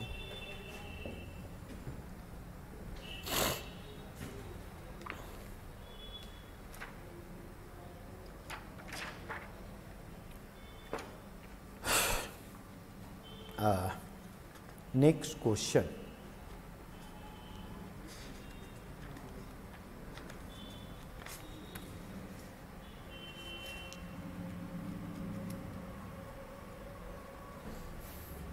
एक प्रश्न पहले डिस्कस कर लें, फिर हम लोग आईटी एक्ट के 66A और सेडिशन एक्ट को अलग अलग डिस्कस करेंगे, क्योंकि पॉलिटी में भी और करेंट में भी वहां से पूछे जाने की संभावना बनती है। यद्यपि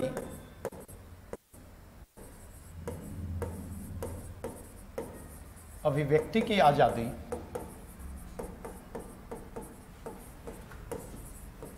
पूर्ण एवं निरपेक्ष नहीं है,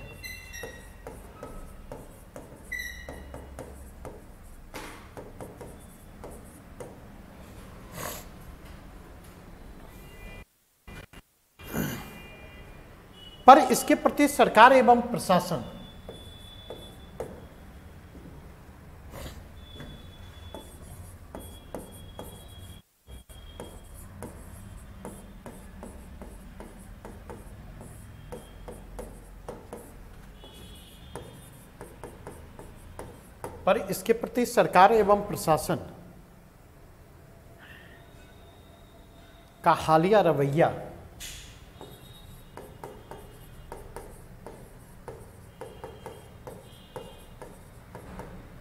चिंतित करने वाला है।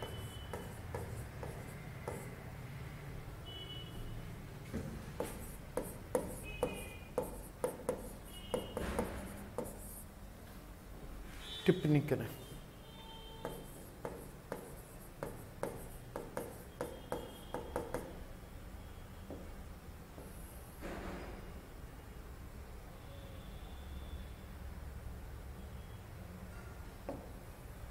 दो,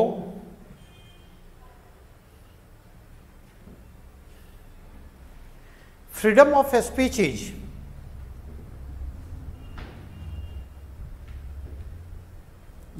freedom of speech is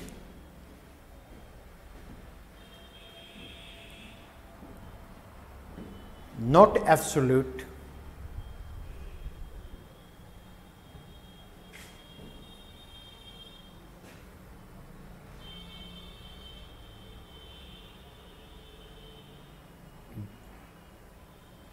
the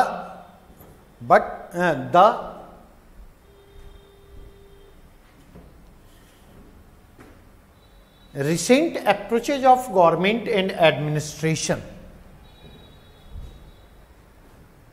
towards freedom of speech is worrisome.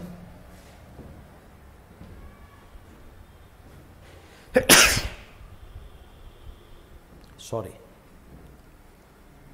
Is worrisome.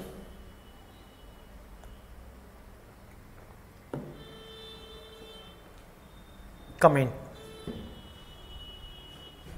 यहां पर देखें, प्रश्न के दो पार्ट हैं।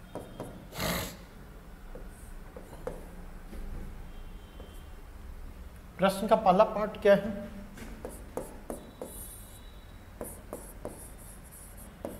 फ्रीडम ऑफ स्पीच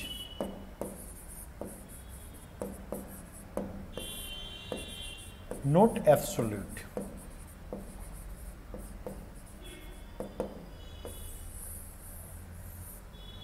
और दूसरा क्या है?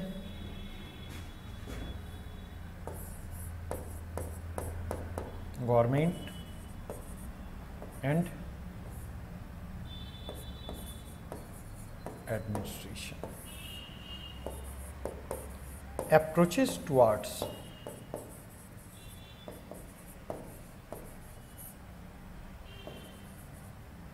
Freedom of speech.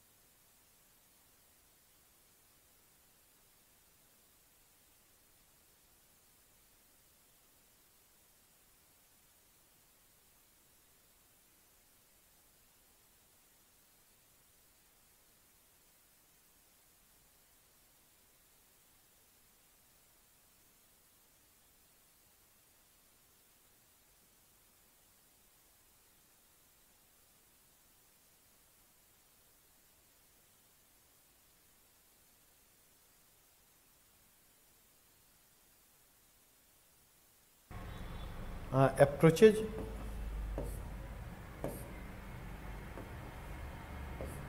towards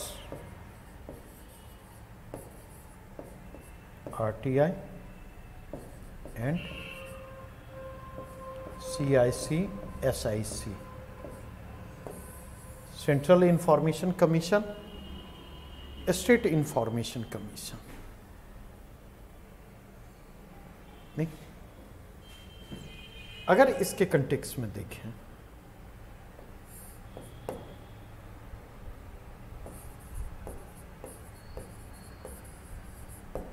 contempt of court,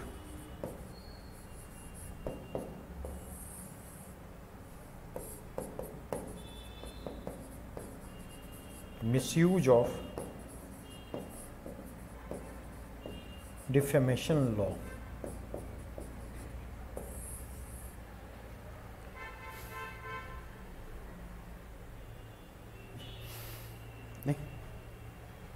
अगर हम देखें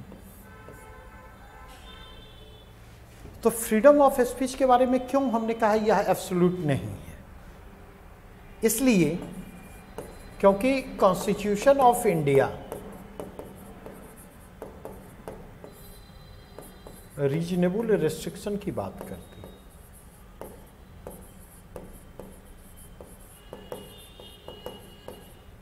और रीजनेबल रेस्ट्रिक्शन की चर्चा आर्टिकल 19(2) में है,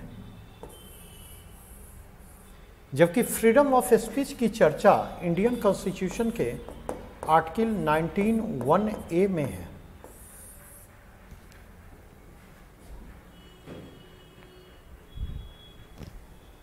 और अगर आप देखें, इस फ्रीडम ऑफ स्पीच की मैं बात करूं, अगर इस फ्रीडम ऑफ स्पीच की बात करूं तो फ्रीडम ऑफ स्पीच क्या करता है? Creates space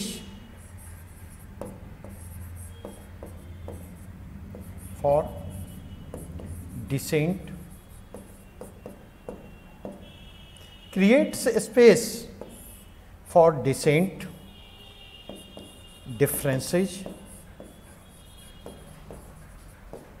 and dialogue.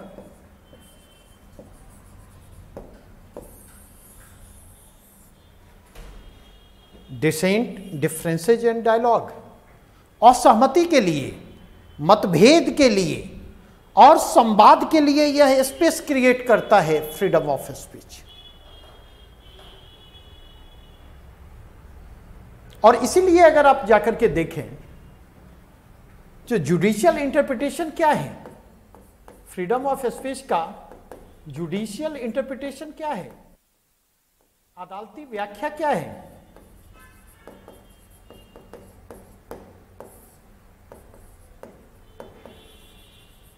Right to know, अर्थात freedom of speech includes right to know, जानने का अधिकार भी जो है फ्रीडम ऑफ स्पीच के अंतर्गत समाहित है। क्योंकि बिना जानने के अधिकार के फ्रीडम ऑफ स्पीच का प्रॉपर इस्तेमाल नहीं किया जा सकता। अगर इस पॉइंट ऑफ व्यू से जाकर के देखें तो यह डिसेंट या डिफरेंसेज या डायलॉग जो है ब्यूटी ऑफ डेमोक्रेसी है।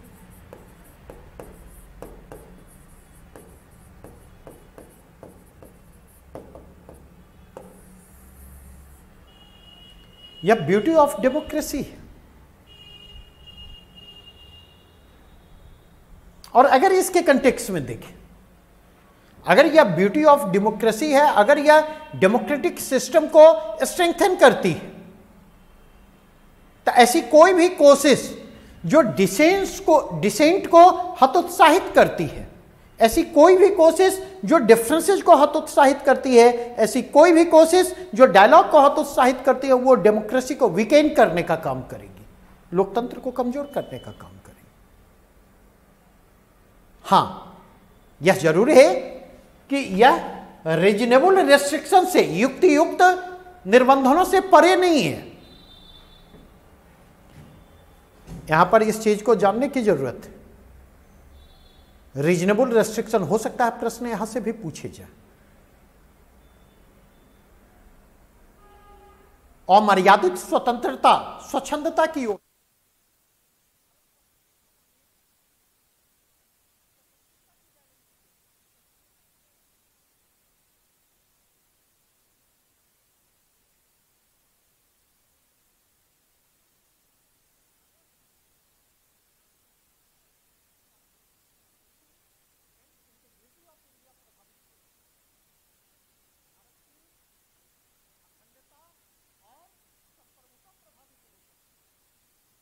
अगर फ्रीडम ऑफ स्पीच के कारण internal security of the state प्रभावित हो सकता है, राज्य के में आंतरिक सुरक्षा की स्थिति प्रभावित हो सकती है।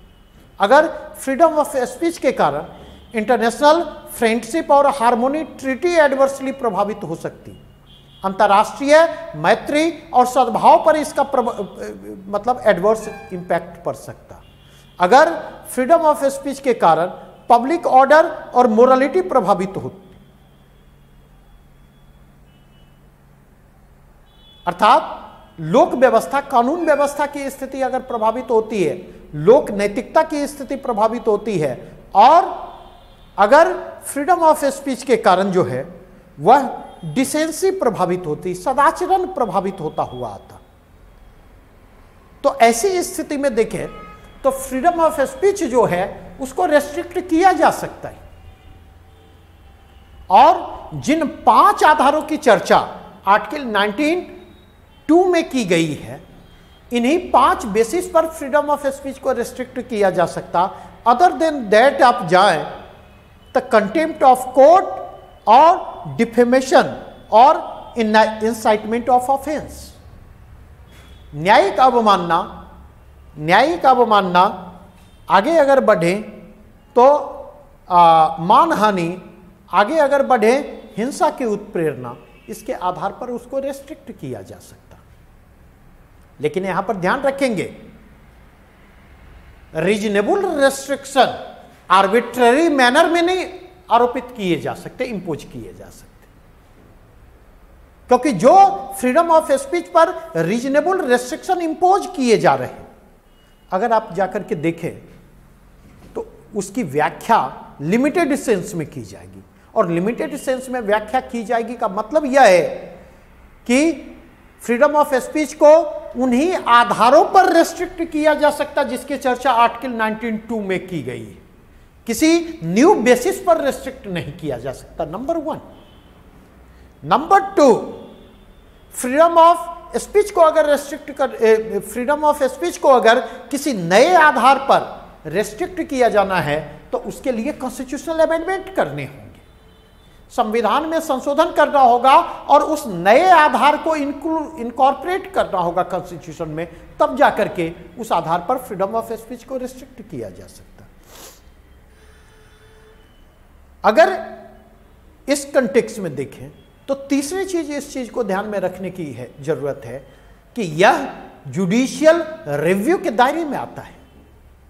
रीजनेबल रेस्ट्रिक्शन की समीक्षा न्यायपालिका के द्वारा की जा सकती है, अदालत के द्वारा की जा सकती है। अदालत इस बात की जांच की जा सकती है कि जो प्रतिबंध आरोपित किए गए हैं वे युक्त हैं या नहीं हैं, ये उचित हैं या उचित नहीं है।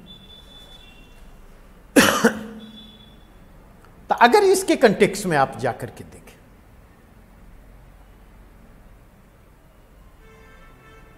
लेकिन आज के कंटेक्स्ट में क्या हो रहा, आज के कंटेक्स्ट में अगर आप जाकर के देखें तो इसने सरकार बनाम सिविल सोसाइटी,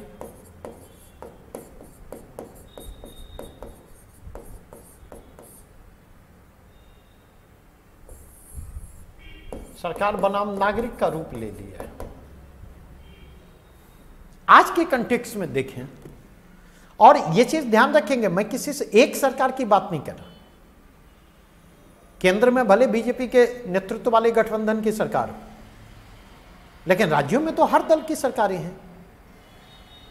और अगर इस पॉइंट ऑफ व्यू से जाकर के देखें, चाहे सेडिशन एक्ट की बात करें, चाहे सेडिशन एक्ट की बात करें, चाहे section 66A of IT act की बात करें, चाहे यूएपीए वापा की बात करें, चाहे आरटीआई एक्ट, सीआईसी, एसआईसी के प्रति स्टेट गवर्नमेंट के नजरिए या सेंट्रल गवर्नमेंट के नजरिए की बात करें, चाहे जुडिशियरी के नजरिए की बात करें कंटेम्प्ट ऑफ कोर्ट को लेकर के, जिस तरीके से प्रशांत भूषण से लेकर कुणाल कामरा तक के प्रकरण में जुडिशियरी ने अपने क्रिटिसिज्म को लेकर जिस प्रकार के इंटॉलरेंस को उसने रिफ्लेक्ट किया है, चाहे मिसयूज ऑफ डिफेमेशन लॉ की बात करें,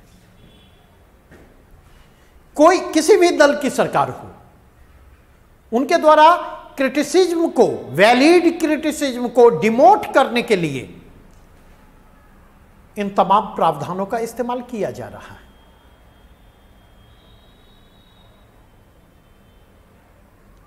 मतलब वैलिड क्रिटिसिज्म को, जो डिसेंट को दर्शाते, जो डिफरेंसेस को दर्शाते हैं, उनको सेडिशन क्राइम अगेंस्ट स्टेट का फॉर्म दिया जा रहा है। और यह रवैया जो है वो पूरे के पूरे पॉलिटिकल एस्टेब्लिशमेंट का दिखाई पड़ता, सरकारों का दिखाई पड़ता, केंद्र और राज्य सरकारों का दिखाई पड़ता, अदर पॉलिटिकल एस्टेब्लिशमेंट का दिखाई पड़ता है। और निश्चित तौर पर जबकि होना यह चाहिए कि सोसाइटी जैसे जैसे ग्रो करती,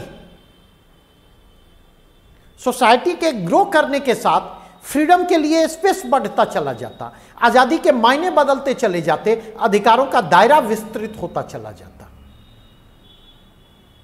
लेकिन किस दिशा में as a nation India grow कर रहा है कि जैसे जैसे इंडिया ग्रो कर रहा है, हमारी आजादी, हमारे अधिकारों को सीमित करने की कोशिशें तेज हो रही। हर वह व्यक्ति जो सरकार से असहमत है, जो प्रशासन से असहमत है, उस असहमति को दबाने की कोशिश होती, उस डिसेंट को दबाने की कोशिश होती। बिहार सरकार के द्वारा जो एक एग्जीक्यूटिव ऑर्डर जारी किया गया, आप उससे परिचित होंगे। 22 जनवरी को एग्जीक्यूटिव ऑर्डर जारी किया गया और कहा गया कि सोशल मीडिया प्लेटफॉर्म पर किसी मिनिस्टर की अगर आलोचना की जाएगी, सांसद की आलोचना की जाएगी, विधायक या सरकारी अफसर के खिलाफ आपत्तिजनक टिप्पणी की जाएगी तो उसके अगेंस्ट लीगल एक्शन लिए जाएंगे।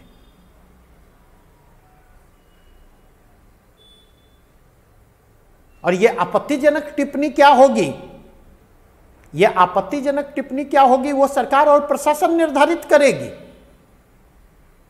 क्योंकि हो सकता है जो कमेंट किसी को आपत्तिजनक लगे दूसरे को आपत्तिजनक नहीं लगे। इसी आधार पर तो मैं चर्चा करूंगा कल। इसी आधार पर तो सुप्रीम कोर्ट ने 2015 में section 66A of IT act 2000 को अनकॉन्स्टिट्यूशनल घोषित किया था, नल एंड वॉइड घोषित किया था। तो ये वे कंटेक्स हैं जिस कंटेक्स में इस प्रश्न को रिस्पॉन्ड करने की जरूरत है। तो आज की चर्चा को यहीं तक रहने दें, कल फिर हम बचे हुए पार्ट को लेकर के आगे बढ़ेंगे। अगर आपके पास कोई प्रश्न होगा तो प्रश्न ग्रुप में पहले डाल देंगे, कल वापा को भी डिस्कस किया जाएगा।